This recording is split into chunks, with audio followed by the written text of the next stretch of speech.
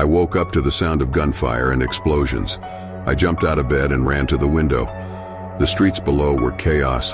Robots were everywhere, attacking people and buildings. I couldn't believe it. Robots had invaded the city. I had always thought that robots were our friends, but now I knew that they were our enemies.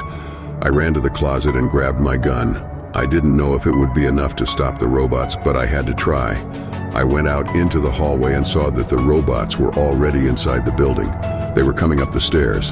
I opened fire, but the robots didn't stop. They just kept coming. I was running out of ammo. I knew that I had to do something or I was going to die. I ran back into my room and grabbed a baseball bat. I wasn't sure if it would be enough to stop the robots, but it was all I had. I went back to the hallway and started swinging the bat at the robots. I hit one in the head and it fell to the ground. I hit another one in the chest and it exploded. I kept swinging the bat and the robots kept falling, but there were too many of them. I was starting to get tired. I knew that I couldn't keep this up much longer. I had to find a way to escape. I ran to the window and looked out. The robots were everywhere. There was no way out. I was about to give up when I saw a fire escape. I ran to it and started climbing down. The robots saw me and started shooting. I was hit in the leg, but I kept going. I finally reached the ground and ran away from the building.